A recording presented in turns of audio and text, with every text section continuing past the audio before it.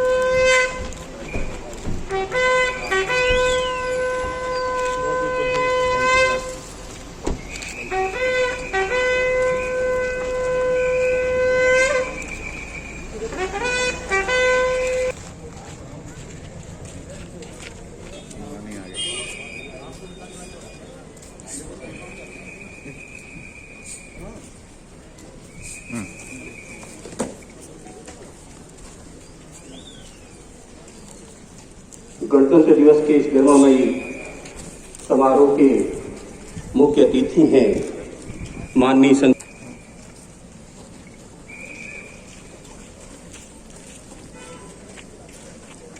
कार्यक्रम के मुख्य अतिथि माननीय श्री चंद्रदेव प्रसाद राय जी का मंच पर आगमन हो रहा है।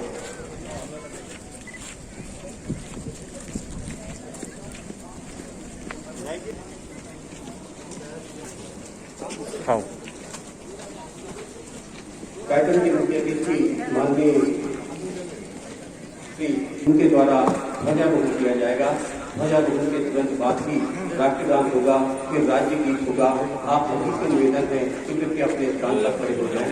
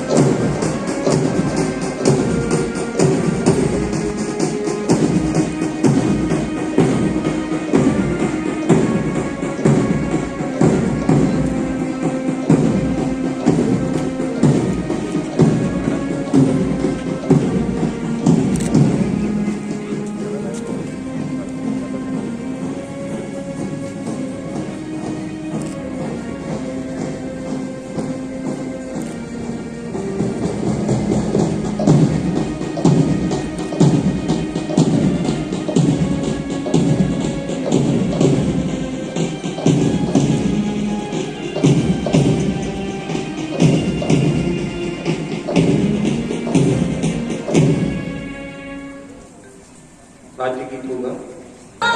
महानदी है अपार इंद्रावती पथरे दूर पैया पावे परो तोरे मैया। जय हो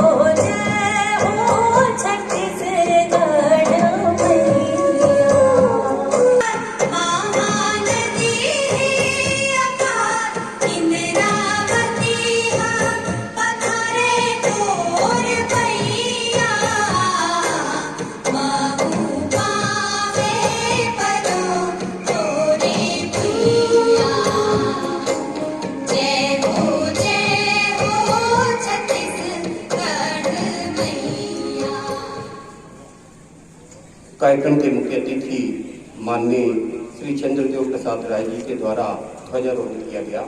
हमारे महान राष्ट्रीय पर्व गणतंत्र दिवस के पावन अवसर पर आप सभी का हार्दिक अभिनंदन करता हूं। सबसे पहले मैं परलकोट विद्रोह के नायक अमर शहीद ज्ञान सिंह जी और उनके साथियों को नमन करता हूं, जिन्होंने सन 1857 की पहली व्यापक क्रांति के पहले ही छत्तीसगढ़ में आजादी की अलग जगाई थी।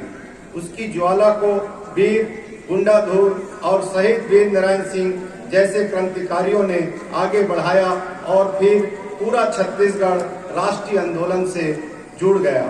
आजादी की लड़ाई को जुनून में बदलने वाले अनेक अमर शहीदों के साथ इसे निर्णायक मुकाम पर पहुंचाने वाले राष्ट्रपिता महात्मा गांधी, पंडित जवाहरलाल नेहरू, मौलाना अब्दुल कलाम आजाद, उस दौर के सभी नायकों और भारत माता के गुमनाम सिपाहियों को मैं सादर नमन करता हूं। आजाद देश को अपना भाग्य विधाता बनाने का अवसर हमारे महान संविधान ने दिया, जिसे बनाने वाली संविधान सभा के अध्यक्ष डॉक्टर राजेंद्र प्रसाद और प्रारूप समिति के सभापति डॉक्टर साहब भीमराव अम्बेडकर थे। उनके साथ ही देश के विभिन्न क्षेत्रों के विचारकों और कानूनविदों ने संविधान सभा तथा विभिन्न समितियों के सदस्य के रूप में ऐतिहासिक भूमिका निभाई थी। इनमें हमारे छत्तीसगढ़ के कानूनविद भी शामिल थे। आज मैं उन सबको नमन करता हूं। हमारे संविधान की सबसे बड़ी बात यह है कि इसे हम भारत के लोगों ने स्वयं बनाया और स्वयं को आत्मार्पित किया है। इस अवसर पर डॉक्टर अंबेडकर ने कहा था, मैं महसूस करता हूं कि संविधान चाहे कितना भी अच्छा क्यों न हो, यदि वे लोग जिन्हें संविधान को अमल में लाने का काम सौंपा जाए खराब निकले तो निश्चित रूप से संविधान भी खराब सिद्ध होगा। ऐसे अन्य जिलों से भी तेज विकास के लिए नवाचार का आधार बनेगा। इस अभियान से दंतेवाड़ा जिला में 10 माह में कुपोषण की दर 26% कम हुई। 500 एकड़ भूमि लघु उद्योगों के लिए चिन्हांकित की गई। रोजगार के नए अवसर बने। स्थानीय लोगों को जोड़कर 4 कारखाने शुरू किए गए, जो रेडीमेड परिधानों के नए ब्रांड डेनेक्स, दंतेवाड़ा नेस्ट को राष्ट्रीय स्तर पर बाजार में उतारेंगे। स्वावलंबन का नया प्रतीक मुख्यमंत्री हाट बाजार क्लिनिक योजना, कुपोषण और मलेरिया मुक्ति का आगाज भी बस्तर से हुआ, जो आगे चलकर पूरे प्रदेश के लिए एक नजीर और प्रेरणा स्रोत बना। आकांक्षी जिलों की देशव्यापी डेल्टा रैंकिंग में बीजापुर देश में अव्वल आया, अपना झंडा गाड़ा। झीरम गांव में आजादी के 73 साल बाद बिजली पहुंचने की जितनी खुशी बस्तर वासियों को है, उससे अधिक खुशी हमें है। बस्तर में 400 केवी से लेकर 132 केवी का ऐसा अति उच्च दाब नेटवर्क बनाया गया, जिससे बस्तर में दोहरी तिहरी बिजली आपूर्ति की व्यवस्था हो। इसी प्रकार सौर ऊर्जा से घरों, अस्पतालों, बस्तर को दूरसंचार टावर व हवाई सेवाओं से जोड़कर सुगम संपर्क का एक नया युग भी शुरू किया गया। दशकों से वनोपज के नाम पर तेंदुपत्ता संग्राहकों को सीमित तौर पर आजीविका का साधन बनाकर रखा गया था। हमने संग्रह पारिश्रमिक 2,500 रुपये से बढ़ाकर 4,000 प्रति मानक बोरा किया। योजना के माध्यम से इस काम में लगे परिवारजनों को सुरक्षा और बेहतरीन 52 लघु वनोपजों की समर्थन मूल्य पर खरीदी की शुरुआत की। परंपरागत वन निवासियों में बेहद निराशा थी। हमने निरस्त गांवों की पुनः समीक्षा से बड़े पैमाने पर काबिज जमीन का विधिवत अधिकार देकर बड़े पैमाने पर आशा का संचार किया। सामुदायिक वन अधिकार पत्र तथा सामुदायिक वन संसाधन पत्र देने के नए उपायों को बड़ी सफलता मिली। सम्मान व स्वावलंबन में इस पहल का दूरगामी असर होगा।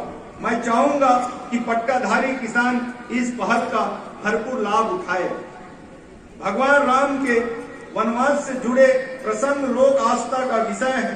छत्तीसगढ़ के लोक मानस में वनवासी राम की स्मृतियां बसी है, लेकिन बीते दौर में संबंधित प्रसंगों तथा चर्चित स्थलों के विकास के लिए समुचित उपाय किए जाने से इन स्थलों की चमक धूमिल पड़ गई थी। हमने बस्तर, सरगुजा तथा मध्य क्षेत्र विकास प्राधिकरणों में अध्यक्ष और उपाध्यक्ष की नियुक्ति भी स्थानीय जनप्रतिनिधियों से की है और उन्हें विकसित विकास, क्षेत्रीय विकास के निर्णय लेने हेतु व्यापक अधिकार दिए हैं। सरकार की सेवाएं जनता के निकट ले जाने के लिए हमने गौरेला, पेंड्रा, मरवाही जिला तथा 24 नई जाति पिछड़ा वर्ग के साथ ही ऐसे क्षेत्रों को तवज्जो दी गई है। हमारी जिम्मेदारी संभालने से पहले लगभग 15 लाख किसानों का पंजीयन ही हुआ था, जबकि इस साल 21,52,485 किसानों का पंजीयन हुआ है। वहीं पंजीकृत रकबा में भी 24,46,000 से बढ़कर लगभग 28 लाख हेक्टेयर हो गया है। विगत 2 वर्षों की तरह इस बार भी हमने सर्वाधिक धान खरीदी का नया कीर्तिमान बना लिया है। एक नई पहल के तहत बहुत बड़ी मात्रा में खुले में संग्रहित धान को खराब होने से बचाने के लिए गांवों में 7,000 से अधिक धान संग्रहक चबूतरों का निर्माण किया गया है। हमने धान सहित 14 तरह की फसल देने वाले किसानों को आर्थिक मदद देने के लिए राजीव गांधी किसान न्याय योजना शुरू की थी और किसानों को 5,700 करोड़ देने का वादा किया था 3 किस्तों में, जिसका 80% भुगतान किया जा चुका है। इसी वित्तीय वर्ष में 100% भुगतान भी कर दिया जाएगा। सफल विविधीकरण एवं किसानों के आर्थिक सशक्तिकरण का लक्ष्य भी साधेगी। किसानों, ग्रामीणों तथा आम जनता का सबसे बड़ा संरक्षक हमारा संविधान है, लेकिन अगर कोई नया कानून इस व्यवस्था में आड़े आता है तो ऐसी चुनौतियों से निपटना राज्य सरकार की जिम्मेदारी है, जिसे हमने छत्तीसगढ़ कृषि उपज मंडी संशोधन विधेयक के माध्यम से निभाया। मैं आज फिर एक बार कहना चाहता हूं, संविधान ने जो संरक्षण आपको दिया है उसके रास्ते में आने वाली बाधाओं के निदान के लिए हम हमेशा तत्पर रहेंगे।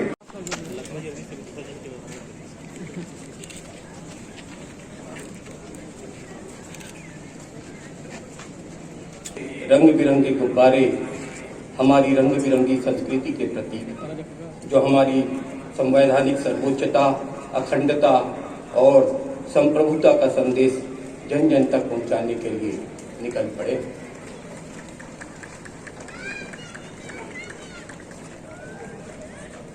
गणतंत्र दिवस अमर रहे का संदेश देते हुए ये गुब्बारे कार्यक्रम के मुख्य अतिथि महोदय द्वारा उड़े जा रहे हैं।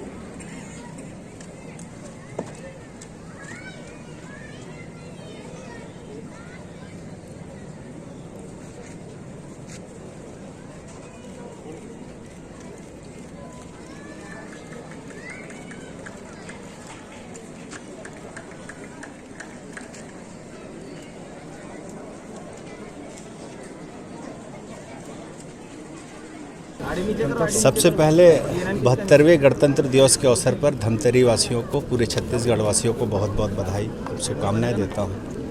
गणतंत्र दिवस बाबा साहब के बनाए कानून के अनुरूप, संविधान के अनुरूप पूरा छत्तीसगढ़, पूरा देश चल रहा है। मैं समस्त छत्तीसगढ़ वासियों से आग्रह चाहता हूं कि हम सब संविधान के अनुरूप चलें और माननीय मुख्यमंत्री जी के कानून, गोधन न्याय योजना, राजू किसान न्याय योजना और छत्तीसगढ़ में भगवान श्री राम जी के वन परिगमन पर लगातार छत्तीसगढ़ वासियों के हित पे विकास हो रही है। निश्चित ही छत्तीसगढ़ के लिए सुनहरा अवसर है कि हम पूरे प्रदेश वासियों के लिए कि हमारा मुखिया छत्तीसगढ़ की अस्मिता को, छत्तीसगढ़ की पहचान को देश दुनिया पर स्थापित कर रही है। ये हम सब के लिए गर्व का विषय है।